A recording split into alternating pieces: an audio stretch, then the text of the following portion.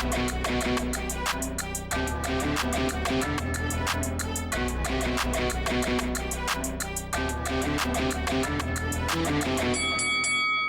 guys, welcome to Boxing Squared for boxing news and views from around the internet. Anthony Joshua vs Otto Wallin has been confirmed. It's part of this Day of Reckoning, this mega event that is going to be in Saudi Arabia on the 23rd of December. So 6 heavyweight fights, including Joshua and Wallin, and also Deontay Wilder vs Joseph Parker, with those 2 fights topping the bill. So Joshua and Wallin, press conference, a couple of comments that Otto Wallin clearly trying to get under Anthony Joshua's skin, and it appeared to work. So the mind game's starting early. So Otto Wallin, who was first up in terms of being able to speak, he actually made comment about Anthony Joshua, his peak being around 2018. And he said, and I quote, "Joshua on his way down and out." So I guess in terms of those statements, I think based on what we've seen of Anthony Joshua in recent years, maybe in terms of the way that he used to fight, in terms of being more aggressive, mid-range, a puncher looking for knockouts, and then once he came up against Andy Ruiz and got knocked out, we've seen a varying degree of performances since, and also the confidence looks to have been shaken. So Otto Wallin clearly trying to get under the skin of Anthony Joshua, and in terms of Joshua's reply, he said, you know, he is looking to deliver a message to Wallin on the 23rd of December, and he's looking to put in a demolishing job versus Otto Wallin. But he did say he don't think we've ever seen a card like this. There is a map with checkpoints referring to other potential fights, and he said he was fully focused and he was determined to get back to his peak. Whether Joshua can get back to whatever his theoretical peak was, whenever it was, however he felt at the time, maybe he was unbeaten at the time, well, we shall see, because he's coming off 2 losses to Alexander Usyk. He's had a couple of fights since then, working his way back. Well, we're going to see what's going to happen.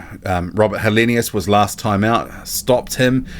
Also, Jermaine Franklin, that was his first tune-up fight after those 2 Usyk losses. Otto Wallin, as I said in the video where this fight was rumoured to be going to get made, and it is now made, he's a, good size southpaw at 6'5", good skills. He's a good operator. He may not have the elite skills that someone like Alexander Usyk has, but Joshua on a rebuild and seemingly lacking a little bit of confidence, this could be the right fight at the right time for Otto Wallin, who's been trying to get this fight, for years. Otto Wallin has almost seemingly solely been hanging out for fights with the likes of Tyson Fury and Anthony Joshua since he fought Tyson Fury in 2019. He's been looking to get paid, get in the biggest fights, and in the meantime, for the most part, he's been in, some subpar fights and sometimes some middling performances. But I think what's really helped get him back on the map was that win over Murat Gassiev. So we do know both these guys have been active this year. Wallin coming off that very good win, good confidence builder, knockout against Robert Helenius for Anthony Joshua, and before that, rounds against Jermaine Franklin. So there should be no excuses. These guys should be coming into it. Inactivity shouldn't be a factor, as unfortunately it so often is now. So we're going to sort of see, where these guys are at, because after the performance against Gassiev, I think people have, moved Otto Wallin higher up their depth charts, and I think rightfully so, because before that, you had that loss to Fury where he performed well, but there wasn't much after it apart from the win against a slightly shot-worn Dominic Breazeale. But with the Gassiev win, that put him in good stead for this fight, and, I think if Joshua is still elite, he should win this fight, and he needs to go in there, and he does need a good performance, because ultimately that's going to dictate the next phase of his career. If he can't go in there and look good, if it ends up being a boring snooze fest 12 rounds where both these guys, it's a tactical sort of match, very low volume, I don't think anyone's going to thank either of these guys. I mean, as we kind of probably most of us already know, Otto Wallin is going to be boxing and moving. There is no secret to what he will be doing. That is his game plan for the majority of his fights. And I think maybe the people who hadn't seen Wallin before the Fury fight got a false sense of what he was about from the Fury fight, because of the cuts, it ended up being a bit more rough and rugged and inside, and Fury looking to not get picked off at range. This fight, I expect Wallin to be on his bike, using the jab to great effect and trying to pick up rounds that way, looking to work on the right hook. And with Anthony Joshua, question about the confidence, sometimes as well the chin. If he gets cracked right, he can be hurt. Otto Wallin showed against Murat Gassiev he's got some power when he wants to sit down on his punches. But it's going to be, the onus is going to be on Joshua to some degree, I think, to make the fight. If he's passive, it's going to end up being a stinker.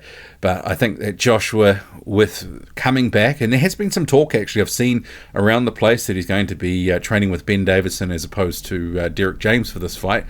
If there's more on that coming, I'll let you know in due course. But regardless, I think Joshua needs to have a good win to keep building, keep that confidence going. It puts him in line potentially for a title shot via that IBF route. As we know, we've got Deontay Wilder waiting in the wings. Who knows? Both these guys, same card.